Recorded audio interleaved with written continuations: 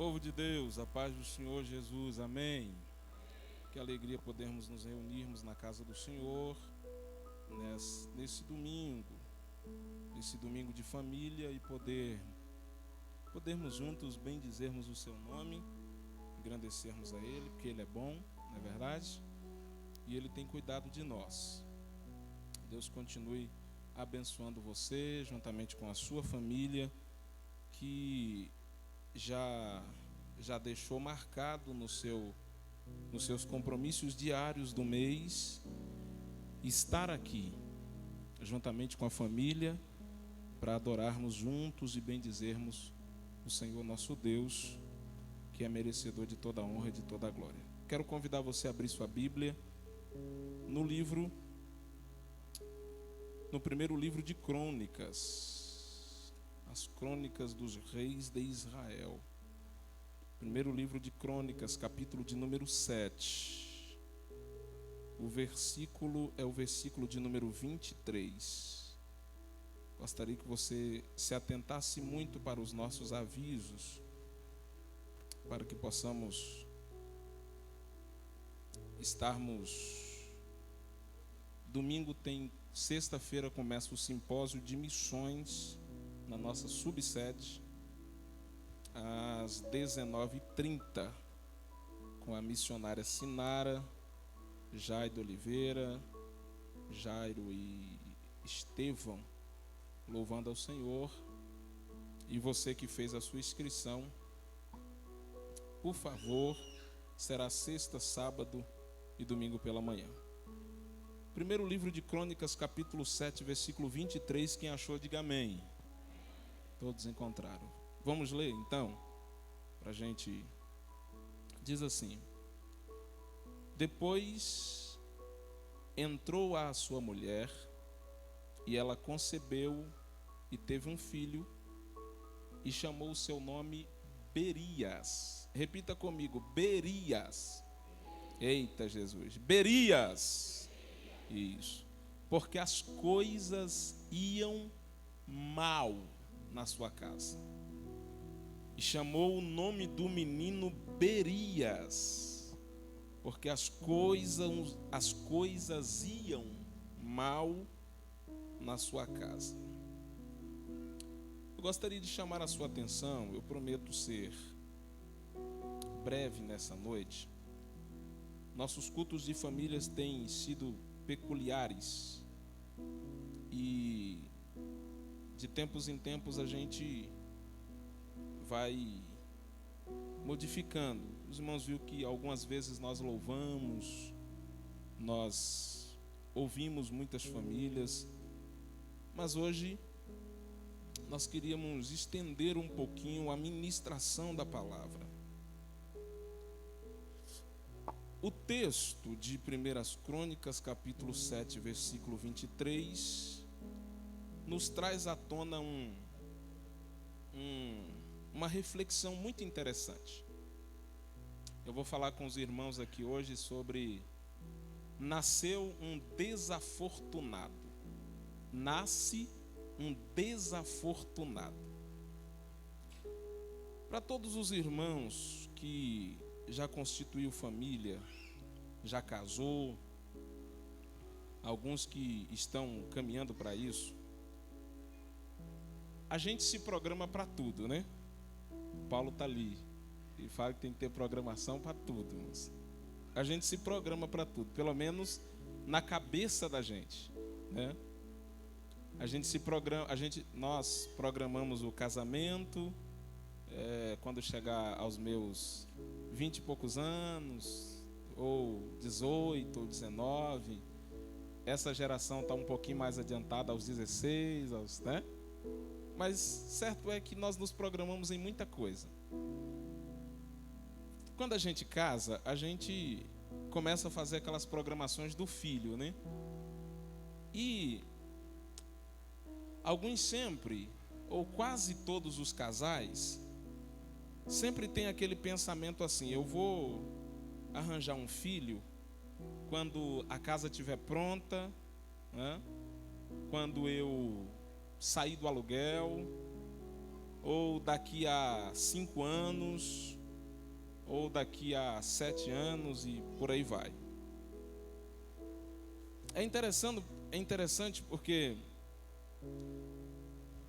a gente vai fazendo os planos da gente, a gente vai se programando, e nem todo mundo consegue manter essa programação, porque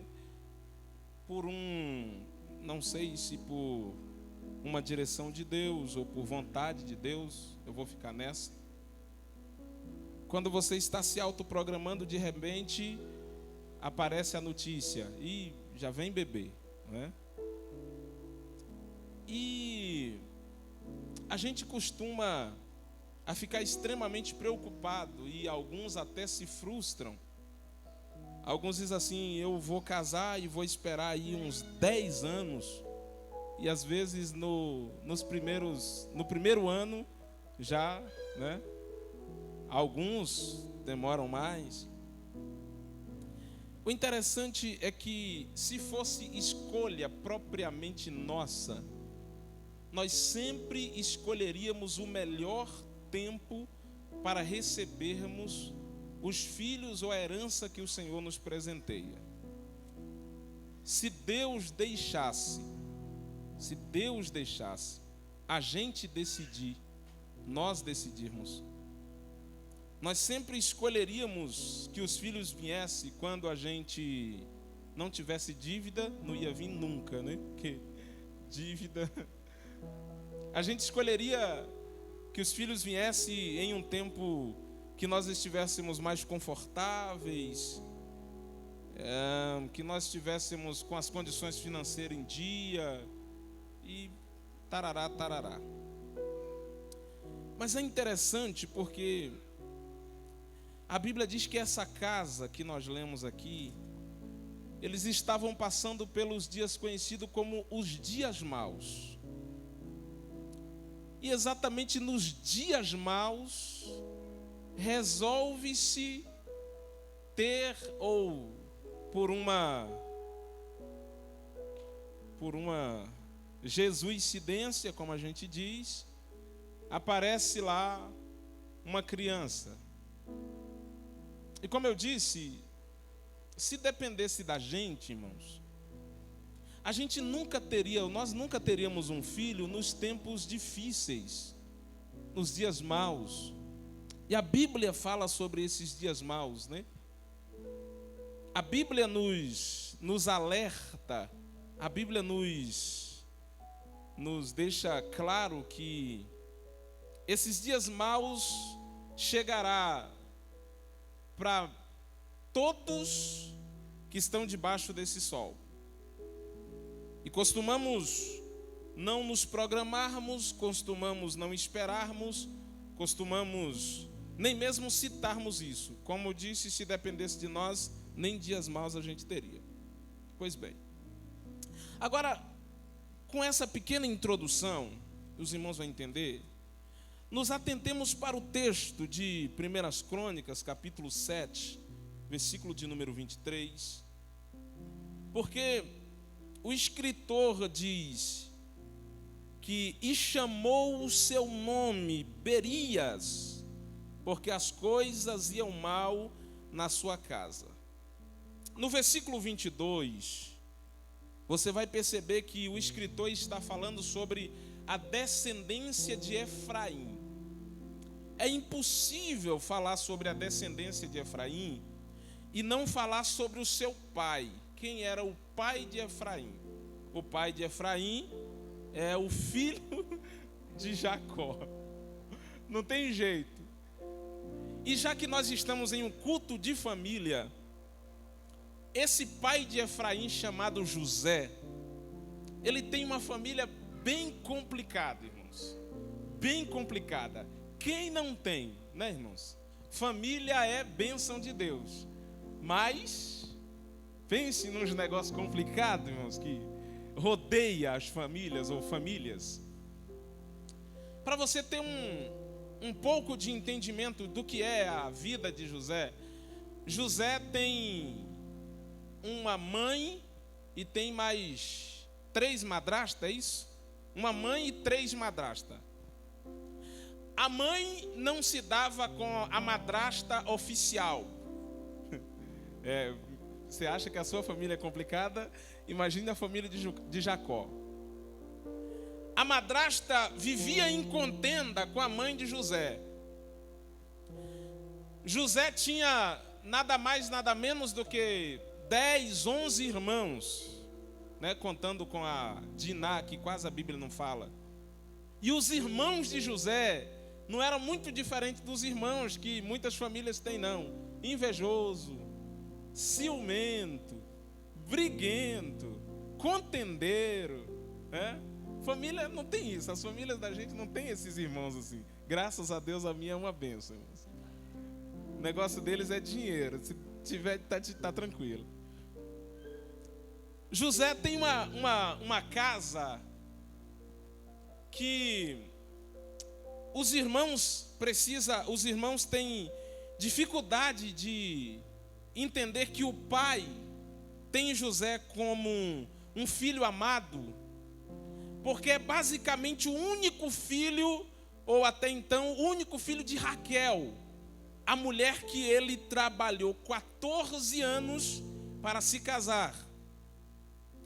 E no meio dessa família tão complicada, esse José que você já conhece a história, por causa dessas intrigas, dessas contendas, dessas divergências, desses sofrimentos, estamos em um culto de família, a Bíblia diz que os irmãos de José vai fazer o que com ele? Vai isolá-lo e vai criar um jeito de terminar com a descendência de José.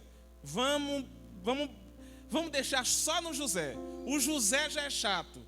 Se esse José arrumar 1 ou 2 filhos, um José já incomoda muita gente.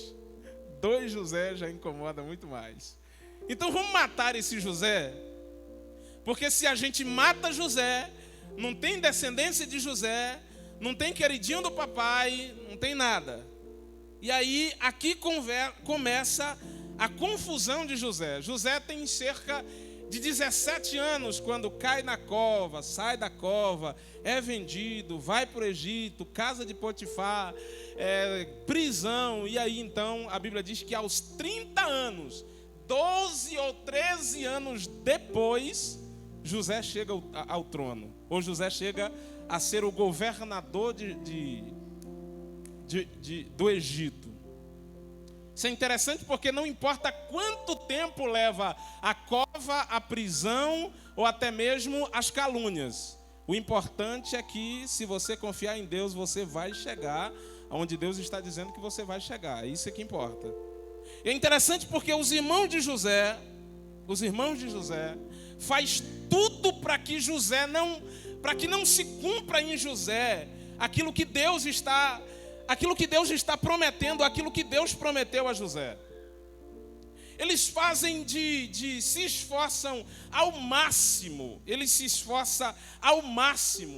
para não se concretizar o sonho que José que José revela a eles. José revela o sonho numa ideia: eu estou no meio de uma família e as pessoas vão me incentivar. Sabe quando tem no meio da família aquele que abre um negócio, todo mundo está dizendo: você é bobo, senhor. Todo mundo na sua casa sempre trabalhou de empregado, sempre foi carteira assinada. Aí você é o bonitão que agora quer fazer diferente. E você chega naquela empolgação e as pessoas dizem assim: não vai dar certo não. É José. José chegou naquela empolgação dizendo: gente, eu tive um sonho. Meu Deus, vocês precisam ouvir isso aqui. E a ideia de José é: a minha família vai me apoiar, a minha família vai abraçar o meu sonho, a minha família vai me ajudar. Eu abro um parênteses aqui para dizer: meu irmão, larga de ser o empecilho da tua família. Se alguém chegou alegre dizendo: olha, eu estou com a ideia, incentiva, ajuda, investe, dá um dinheirinho. Viu, família de Jesus, família Silva? Viu? Investe aí. E a Bíblia diz que isso é totalmente ao contrário, porque ao ouvir o que José está dizendo, o primeiro sentimento que é criado no coração dos irmãos de José, e depois até no coração do pai, mas o sentimento do coração do pai é um pouco diferente, ele quer dizer que vai ser melhor do que nós. Ele quer dizer que ele vai dominar sobre nós, sendo que ele é o mais novo, o menor. E naquele tempo eles tinham uma dificuldade com isso. Mas aí vai começar o desafio. E depois de todos esses desafios, a Bíblia diz que 13, 14 anos depois, está José sentado na cadeira de governador. José agora tem uma esposa chamada Asenate. E a Bíblia diz que Deus vai dar um filho a José. Tudo que os irmãos deles não queriam, mas os irmãos dele também não sabiam. Para os irmãos dele, José estava morto. Aí eu estou falando da descendência ainda para chegar no desafortunado. Aí Deus dá um filho a José. O primeiro filho de José se chama Manassés. Quando Manassés nasce, José diz assim: olha, eu vou colocar o nome desse menino Manassés, porque Deus me fez esquecer. Deus me fez esquecer de todas as lutas, de todas as humilhações e de todas as dificuldades até chegar aqui. Porque toda honra, ou quando a honra chega, a gente se esquece das humilhações. E não se engane, todo mundo que está a caminho da honra, a caminho de algum lugar, você tem que suportar as humilhações do caminho. Você tem que suportar as dificuldades do caminho. E a Bíblia diz que José coloca o nome Manassés, porque a honra de Deus me fez esquecer as humilhações da minha família. E não só da minha família, mas da terra onde eu estou. Estou feliz porque Deus me deu um filho e eu coloquei o nome de Manassés. Mas Deus é bom para com José e Deus dá mais um filho a José. E qual que é o nome do filho de José? Do segundo filho, Efraim. O nome do segundo filho de José é Efraim. Ele está dizendo: Deus me fez frutificar em terra hostil. Glória a Deus por isso. Sabe o que José estava dizendo? Em terra onde eu achei que seria a minha morte, Deus me fez frutificar em dobro. E eu tenho dito isso constantemente, meus irmãos, que a gente precisa parar de reclamar do ambiente onde Deus nos plantou. Eu tenho dito isso constantemente, que a gente precisa parar de colocar culpa no ambiente onde a gente está, dizendo: eu não prospero por causa do lugar onde eu moro, do bairro São Francisco, de Esmeraldas e Ribeirão. Não, meu irmão, aprenda a florescer, a frutificar e a dar fruto aonde Deus plantou você. Deus não trouxe você para aqui? O que Deus está dizendo é: eu tenho poder para fazer você florescer, frutificar aqui nessa terra. O Egito não é casa de José, o Egito não é família de José, o Egito não é terra de José, mas José está dizendo: Deus me trouxe para cá e aqui Deus me fez florescer e frutificar. E eu vim com uma palavra profética para a tua vida nesta noite. Se você quiser receber, você recebe. Se você não quiser receber, você não recebe. Não tem problema. Mas eu estou aqui para profetizar que a tua família, a tua casa, os teus vai frutificar aonde Deus plantou você. Pare com esse negócio de se eu tivesse lá, se eu tivesse acolá, se eu tivesse aqui. Não, meu irmão, comece a dizer: Deus me plantou neste lugar. Este é o lugar que Deus me quer. Esta é a casa que Deus me quer. Pare de colocar problema. Você não foi plantado aqui na congregação do São Francisco. A tua família não foi plantada nessa casa. Então para de eco-eco e começa a frutificar, porque Deus está dizendo: no dia que você entender que fui eu que te plantei aqui, e do jeito que eu te plantei, eu faço florescer, você vai levantar as mãos para os céus e vai dizer: Senhor, obrigado pela família do São Francisco que tem me abraçado. E você vai ver frutos que através de você Deus vai fazer nascer. José está dizendo: eu estou prosperando em terra seca, árida, aonde não é a minha terra. É por isso que a Bíblia disse, que Deus disse a Abraão: olha, Abraão, aonde tu pisares a planta dos teus pés, o que Deus ia fazer? Eu te darei a tu e a tua descendência. Quer saber de uma coisa? Não importa onde você vá, não, irmãos. Quer saber de uma coisa? Não importa em qual lugar do mundo você esteja, ou você vai estar, não importa. O que importa é, Deus está com você, Deus está na sua casa, Deus está na sua família, então se prepare para frutificar. E é engraçado porque quando todas as coisas trabalham contra o crescimento de José, mas enquanto todas estão trabalhando contra, os céus estão trabalhando a favor. Agora eu vou dar uma de pregador, você não pegou, meu irmão. Enquanto está todo mundo trabalhando contra você, desde que você esteja plantado aonde Deus te plantou, os céus vai estar sempre trabalhando ao teu favor. Os irmãos de José lançaram na cova, caiu na cova José, mas sentou no trono Zafenate-Paneia. O que o Senhor quer dizer com isso?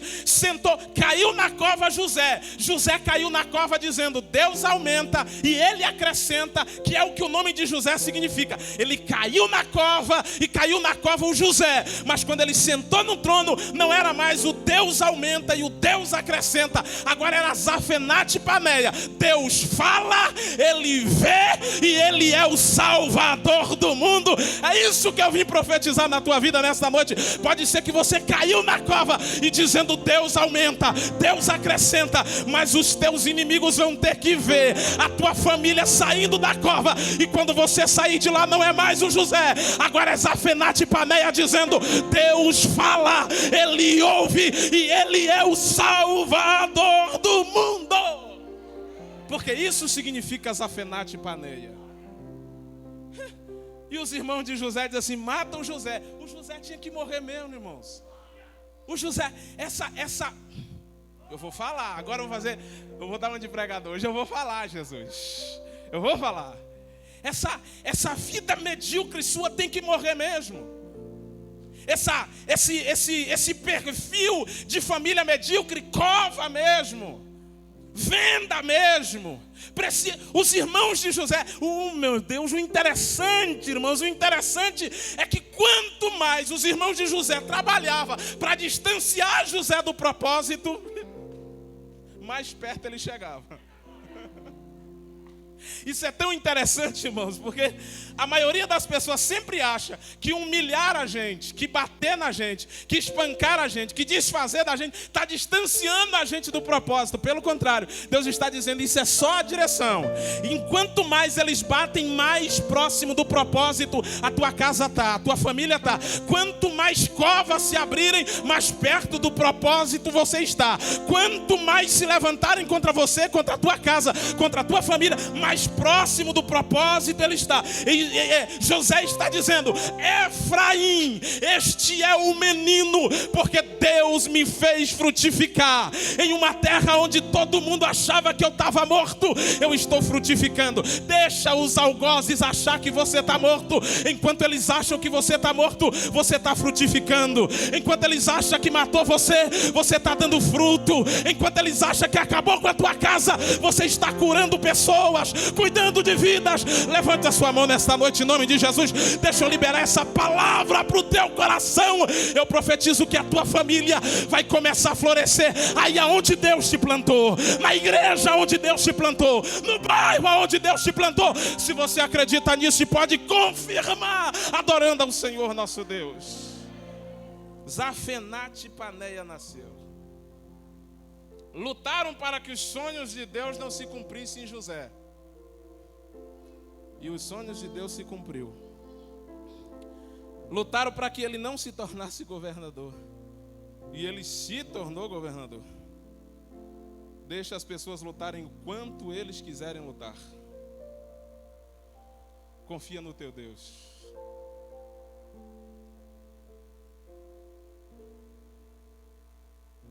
Esperei com paciência no Senhor.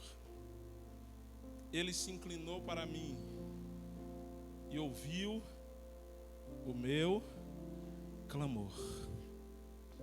Eu sei o quanto é difícil, irmãos, a gente prosseguir enquanto os algozes batem.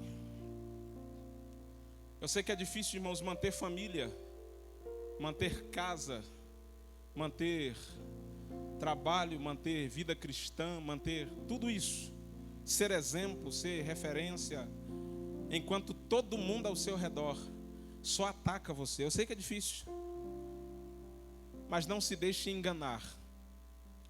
Aqueles que vivem te atacando é porque quer que você vive na mesma, a tua casa viva na mesma mediocridade que a casa deles vive. Não aceite isso. Levante, erga a cabeça e diga: não, Deus vai me fazer prosperar nesse caminho. Deus vai me fazer prosperar em meio a essas adversidades.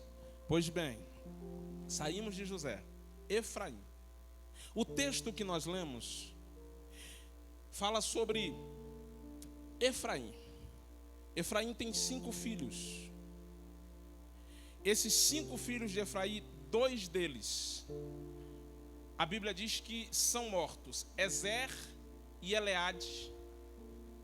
Não tem necessidade, não tem precisão de nada, porque a Bíblia diz que José viu até a 3ª geração dos seus filhos. Significa que José ainda estava vivo quando Ezer e Eleade nascem. E significa que Ezer e Eleade não tem necessidade nenhuma de procurar, porque a Bíblia diz que Ezer e Eleade desce até Gate e vai roubar bois em Gate. E nessa investida, neste assalto, Ezer e Eleade, filhos de Efraim, morrem. E aqui entra o texto. A Bíblia diz que na morte desses 2 filhos, Efraim se torna um homem amargo. Chora tanto, se lamenta tanto. E aí a gente entra na consideração do texto. A primeira consideração do texto é essa: as coisas iam mal na casa de Efraim. Por que as coisas iam mal na casa de Efraim? Porque ele havia perdido 2 filhos, estava inconsolável e não conseguia ver nada além dos dias maus que havia assolado a sua casa. Aqui eu deixo um conselho para a tua vida: tome cuidado com os dias maus. Os dias maus, ele vem para mim e ele vem para você, para qualquer um, para o branco, para o preto, para o negro, para o pobre, para o rico. O dia mau vem para todos. E nesses dias maus nós costumamos tomar decisões más, fazermos coisas más, escolhas ruins, decisões ruins, que aquilo que deveria ser um dia mau, aquilo que deveria ser somente um tempo, se torna cada dia maior, se torna cada vez mais impossível de se resolver, por causa dos dias maus, da inquietação do nosso coração, do desespero da nossa alma. A Bíblia diz que esses dias as coisas começaram a ir mal na casa de Efraim, porque os 2 filhos dele morrem de forma humilhante. Imagine José recebendo a notícia: José, o governador do Egito, os seus 2 netos morreram roubando bois em Gates. Vê se tem necessidade disso, irmãos. Eleade e Ezer é a figura dessa geração que a gente está. Tem tudo dentro de casa. É a figura dessa geração que a gente está. Tem um pai que oferece tudo. Tem uma mãe que dá tudo. Não pode reclamar de não viver uma vida abastarda, comparada com a minha, com a nossa, dos irmãos aqui de 30 anos para cima, ou talvez de 28 anos, 25 anos para cima. Os meninos que estão vindo agora vivem uma vida abastarda. Vivem uma vida baseada em um cuidado extremo da gente que é pai, da gente que é mãe. Porque a gente quer dar tudo para o nosso filho, uma vez que a gente não teve tudo o que a gente precisava e nem tudo o que a gente queria. Ezer e Eleade é a figura dessa geração que nunca está satisfeito com o que já alcançou, que está sempre querendo mais, que tem tudo dentro de casa. Tem um pai que sai 4 horas da manhã, chega 10 horas da noite para dar o celular do ano, o tablet do ano, o carro do ano, mas ainda não está satisfeito, ainda querem ir para as cadeias, ainda querem roubar, ainda querem isso, ainda estão em depressão. Ezé e Eleade é a figura da geração que nunca está satisfeito com o que tem. E por causa de Ezé e Eleade, os dias maus e as coisas iam mal na casa de Efraim. Deixa eu te dar um conselho, filho de Deus, jovem, adolescente, agradece mais. O Rony cantou aqui, mais grato a ti. Seja mais grato ao teu pai, à tua mãe. Tu é muito chata, tu é muito chato. Tu não sabe o esforço que teu pai faz. As crianças também, que já entendem, então as crianças também. E senhores pais, eu sei, irmãos, que pra a gente quer dar tudo mesmo. A gente quer.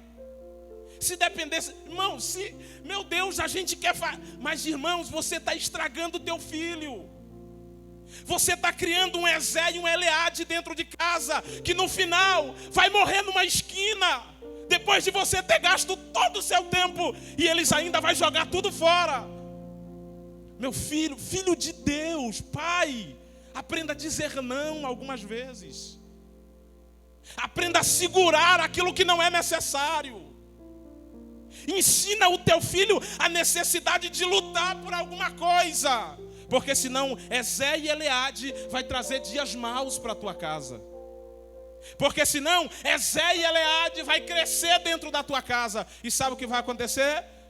Um dia você vai estar chorando por Ezé e Eleade. É a figura dessa geração que a gente está. Uma geração que achava que ter tudo daria a eles uma vida excelente. Uma geração que achava que não ter respeito por ninguém, que não precisar obedecer regras, que não precisar seguir diretrizes, daria a eles uma vida. E nós estamos percebendo que isso não valia de nada. Os nossos jovens estão se matando dentro de casa. Os nossos jovens estão morrendo nas biqueiras. E não é porque não tem tudo dentro de casa. Não é porque não tem uma vida. Comendo um peixe que minha mãe, um peixe salgado que a minha mãe trouxe da Bahia. E eu estava comendo e eu estava chupando as espinhas, que eu amo aquele peixe. E quando eu estava chupando as espinhas, eu lembrei e falei, gente do céu, eu fazia isso na roça. Eu comi o peixe todo sozinho, porque graças a Deus a Kézia não gosta. Aleluia.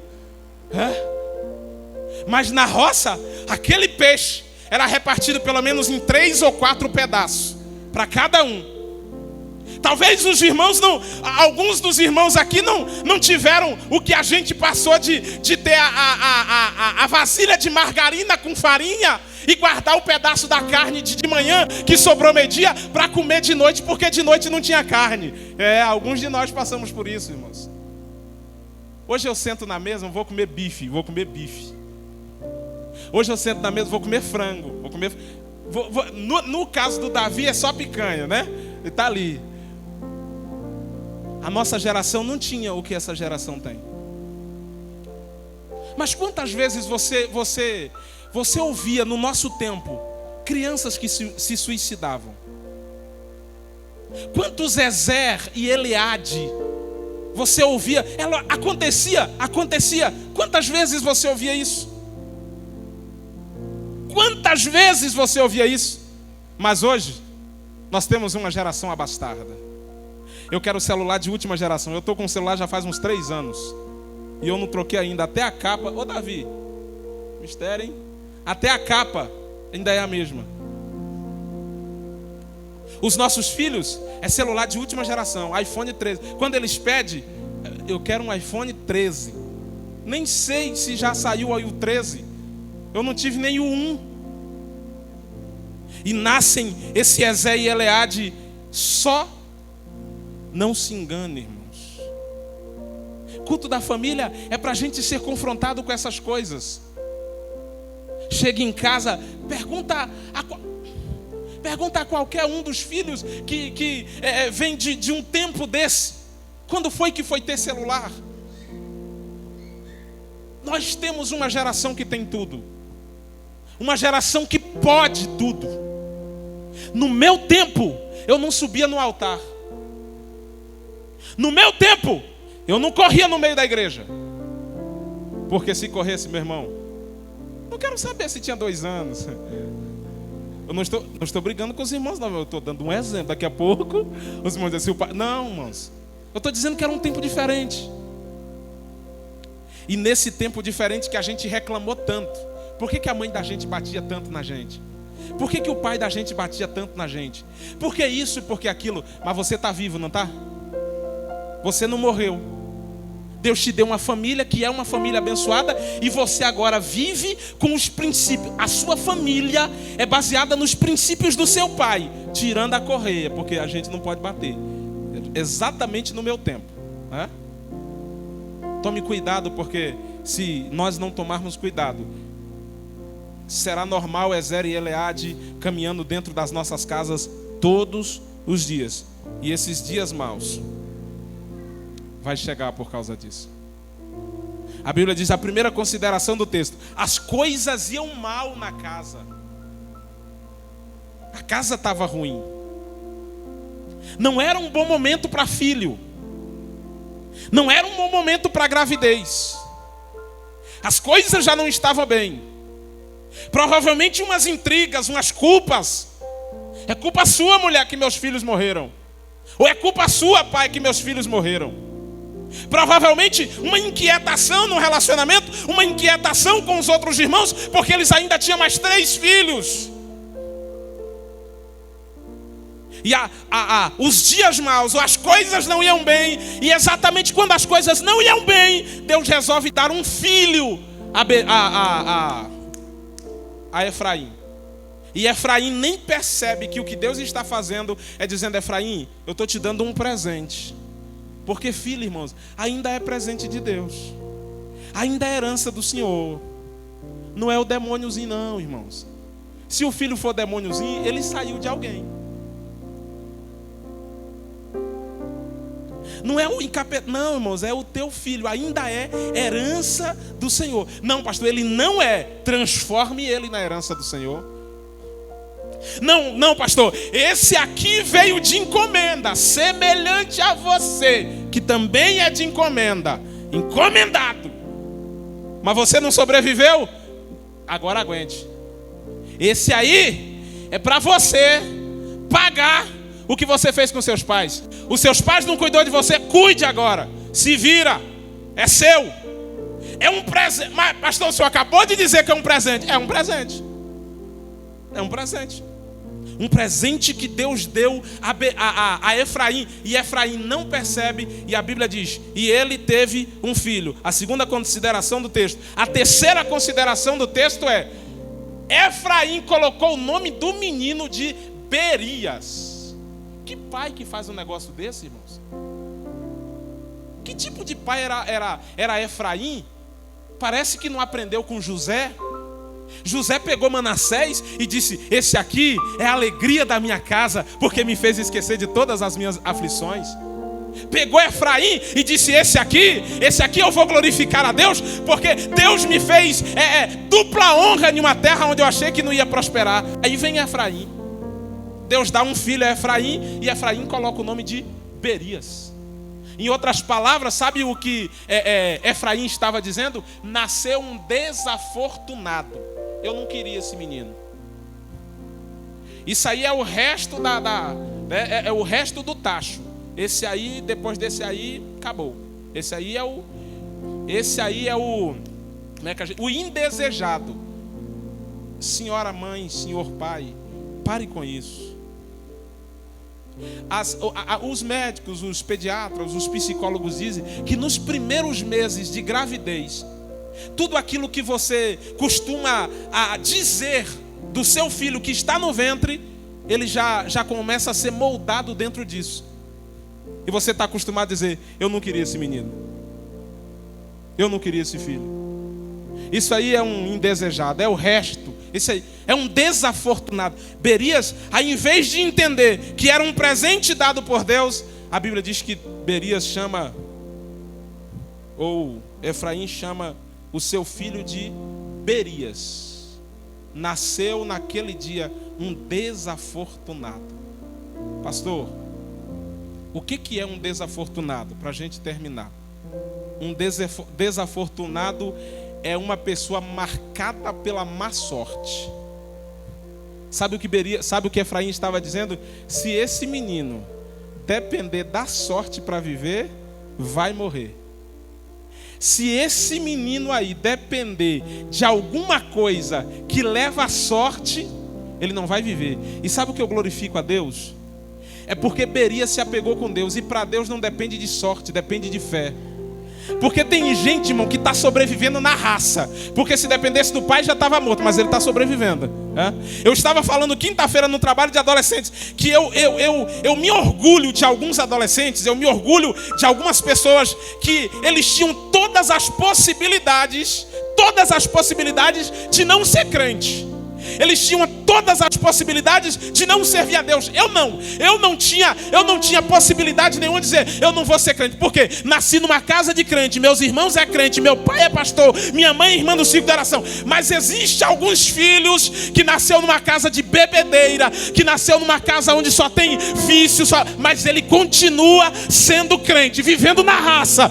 Ainda que todos estão dizendo, pela sorte ele não vai. A gente não depende de sorte, a gente está vivendo pela fé. O justo pela sua fé viverá. Teu pai não queria, mas Deus está dizendo, se você viver por fé, eu faço você chegar aonde o teu pai disse que você não chegaria. Para de tentar viver por sorte. O pai de Berias está dizendo, se depender da sorte, está morto. Segundo, desafortunado quer dizer marcado para o fracasso. Em outras palavras, Efraim estava dizendo, vai ser um fracassado. Tu já falou isso para o teu filho? Tu já disse isso para a tua filha? Em algumas vezes de momentos maus na tua casa, tu não já disse, não vai dar em nada, porqueira. Você é um fracassado. Isso é o que Berias está, isso é o que Efraim está dizendo de Berias. Você vai ser marcado sempre pelo fracasso. E é por isso que eu glorifico a Deus, irmãos. Eu glorifico a Deus. Porque o apóstolo Paulo disse, no dia que eu acho que eu estou fraco, eu estou forte. Enquanto todo mundo está dizendo vai ser um fracassado, se apegue com Deus e diga, Senhor, não deixa não. E Deus é fiel, irmãos. A gente tem outras histórias que a gente não vai falar, mas a gente tem outras histórias de outras pessoas que também tiveram a mesma situação de Berias, dos pais não serem sábios o bastante para abençoar. O que quer dizer? Quer dizer também, desafortunado, vai ser marcado pela carência, vai viver a vida dependendo de pessoas. Se não tiver com alguém perto, nunca vai ser feliz. Vai ficar pelos cantos, largado. Vai ser um menino bobão, uma menina bobona. Não vai conseguir fazer amizade com ninguém. Esse aí vai ser dependente de carência. Vai ficar sempre no colo da mamãe chorando. Não vai ter força para nada. Desafortunado. Nasceu naquele dia. Ainda bem que o apóstolo Paulo diz em Filipenses capítulo 4, versículo 19, que Deus supre todas as nossas carências nele. Pode ser que todo mundo está dizendo é um carente, mas Deus está dizendo, fica tranquilo, eu tenho poder para suprir todas as necessidades que você precisa. Terceiro, quarto, ainda mais um pouco, você vai ser marcado pela desgraça. Vai ser normal na sua vida desgraças, com o perdão da palavra, não gosto de usar, mas é o significado que estava dando naquele dia. Você vai ser marcado pela desgraça. E é por isso que eu gosto do apóstolo Paulo em Romanos 3 e 23. Porque aonde abundou a desgraça, o pecado, superabundou a graça de Deus. E para a gente finalizar, ele também disse, o desafortunado nasceu para ser infeliz. Como que sobrevive um menino desse? Se o pai já levanta amanhã, ele já nasce com o pai dizendo, não vai ter sorte, vai ser um fracassado, vai ser marcado pela carência, vai ser um carente, vai ser um desgraçado, e ainda para finalizar, tu vai ser um infeliz. Ainda bem que Jesus disse, bem-aventurado.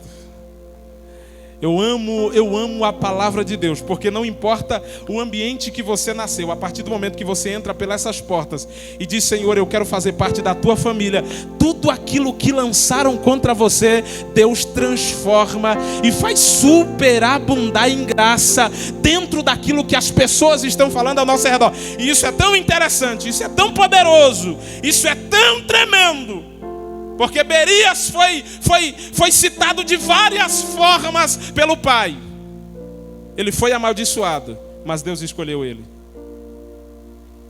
Ele foi taxado como alguém que talvez não prosperaria, mas Deus escolheu ele. Ele foi menosprezado, mas Deus escolheu ele. Aconteceu com Berias o que o apóstolo Paulo também falou em 1 Coríntios capítulo 1, versículo 27. Porque vede, irmãos, que não são muitos os sábios, os entendidos, que são escolhidos. Mas Deus escolheu as coisas vis deste mundo. Deus escolheu as coisas pequenas deste mundo.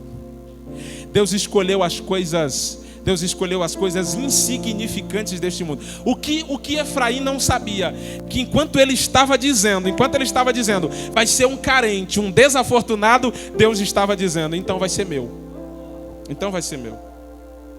E eu quero glorificar a Deus, irmãos, porque eu sei que aqui no São Francisco também existe isso. Algumas casas, algumas famílias. Mas eu vim aqui para profetizar nesta noite que aqueles que os pais, e eu sei, debaixo de uma autoridade de Deus, que entrarão filhos aqui que virão de uma casa desse jeito ou pior. Mas aqueles que entrarem aqui, Deus está dizendo, todos os que entrarem aqui debaixo de uma maldição como essa, Deus vai abrir uma porta de oportunidade. E a porta de oportunidade é: o homem pode dizer o que quiser, mas o que é importante é o que Deus está dizendo. E o que Deus está dizendo é: nenhuma ferramenta preparada contra ti, contra a tua casa, contra a tua família, prosperará. Nenhuma ferramenta. Pastor Iberias, você lembra do homem que fez introduzir o povo? O Paulo já entendeu. Você lembra do homem que foi quem introduziu o povo na terra prometida? O homem que caminhava com Moisés? O homem que Deus apareceu a ele e disse: eu serei contigo assim como eu fui com Moisés. O famoso Josué.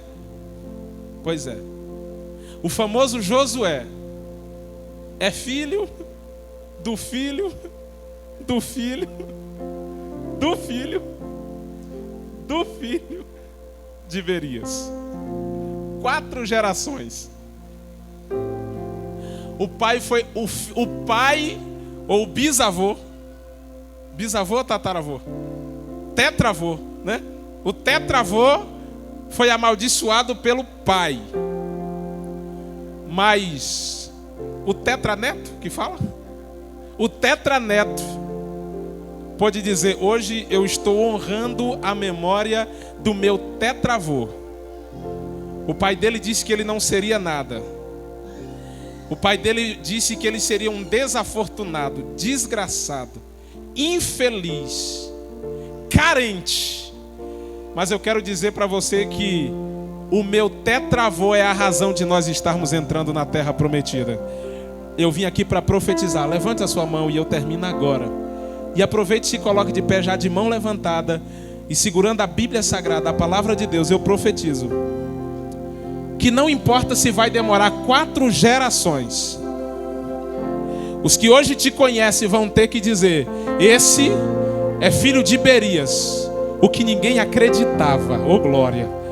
Esse é fulano, é filho de ciclano, que ninguém dava nada por ele, mas um dia ele encontrou Jesus de Nazaré. Esse aqui é Bertano, que é filho de ciclano, que todo mundo dizia: vai ser outro bêbado na família. Ai, vai ser outro doador de vida mazelada, bagunçada. Vai ser outro maconheiro, traficante, mas eles vão ter que dizer: tá vendo aquele pastor, tá vendo aquele pregador, tá vendo aquele profeta, tá vendo aquele homem de Deus, veio daquela família que ninguém acreditava. Eu profetizo, meu irmão e minha irmã, que não importa qual é e quão longe será o processo para o propósito de Deus na tua vida, mas Deus está dizendo: podem dizer que você é carente, é desgraçado, é um miserável, não terá sorte na vida, mas hoje Deus abriu uma porta de oportunidade para você. Passa por ela e você vai ver que Deus vai transformar toda maldição, seja do pai, seja da mãe, seja da família, não importa de quem seja, as bênçãos de Deus vai te cobrir, vai te guardar, vai te proteger. Fecha os teus olhos nesta noite, em nome de Jesus, e eu oro e a gente termina. Eu tinha colocado o título desta mensagem: Berias não nascerá. E hoje à tarde Deus disse: todo Berias precisa nascer. Eu estava encucado e a mensagem não vinha. Tem um tempo que eu estou com essa mensagem e o tema era: Berias não nascerá na tua casa. Essa era o tema. Deus, e nada de mensagem. Hoje à tarde, quando eu sentei, que eu comecei a ler, Deus disse para mim: não é Berias não vai nascer, Berias precisa nascer. É em Berias que é glorificado o nome de Deus. É quando você vê um menino que todo mundo dizia que ele seria maconheiro e vê ele pregando, que você diz assim: Deus só pode ser Deus na vida desse menino. É quando você vê alguém que diz assim, que todo mundo diz assim: esse aqui não tem outro caminho, ele vai ser coisa ruim, e você vê ele dizendo: Jesus me salvou, e você diz assim: é só Deus para fazer um negócio desse. Então todo Berias precisa nascer, e eu vim aqui para profetizar que aonde tiver um Berias, Deus está dizendo: meu plano começa agora, meu projeto começa agora, a tua família será alcançada por causa desse Berias que está nascendo. É sofrimento, é luta, é angústia, mas fique tranquilo que todo Berias se tornará uma porta de Deus na vida de alguém. Então não importa onde você está, não importa onde você nasceu, não importa qual é o ambiente que você está. Ô Berias, ouve essa mensagem: Deus já te viu aonde você está. Ô glória, Deus já te achou aonde você está, e Deus está precisando, era de você. Você precisava nascer naquela casa, você precisava nascer naquela família. As pessoas precisavam amaldiçoar você só para a igreja poder dizer: o nome do Senhor é glorificado na vida desse menino, na vida dessa menina, só para a gente poder glorificar a Deus. Oh Deus, oh Deus, aleluias. Fecha os teus olhos para a gente encerrar. Eu oro, ministro a bênção e a gente termina. Pai, no nome de Jesus, nós fechamos essa noite agradecendo ao Senhor por essas famílias que aqui estão. O Senhor é testemunha que em algum lugar, no meio desse grupo, no meio dessa multidão, no meio desta igreja, existe alguns Berias escondidos, retraídos, trancados, dizendo: por que que eu tinha que nascer? Por que que eu precisava nascer? Por que que eu precisava vir a este mundo que eu só tenho sofrido? São só dificuldades, são só angústias, só são lutas. Mas o Senhor está falando no ouvido deste Berias que até aqui só estava ouvindo vozes estranhas, só conselhos estranhos, dizendo: ninguém quer você aqui, ninguém espera você aqui, ninguém procura você. Mas hoje a voz do Espírito Santo está batendo forte no coração desse Berias e dizendo: eu te fiz com um propósito. Meu nome será glorificado na tua casa, em você. Meu nome será glorificado na tua casa, em você. Então aguenta, Berias, porque tem resposta de Deus para a tua vida. Aguenta, Berias, porque esse tempo difícil vai passar. Aguenta, Berias, porque a tua geração ainda vai abençoar muitas gerações. Aguenta, Berias, porque da tua família sairá aquele que vai abençoar muitas famílias. Aguenta, Berias, porque da tua casa sairá aquele que vai ajudar outros, vai abençoar a tua própria casa. Então suporta o processo, Tá doendo, mas suporta. Tá difícil, mas suporta. Tá complicado, mas suporta. Tá machucando, mas suporta. Porque porque o Espírito de Deus está dizendo que já está chegando o tempo da tua casa ver que para um propósito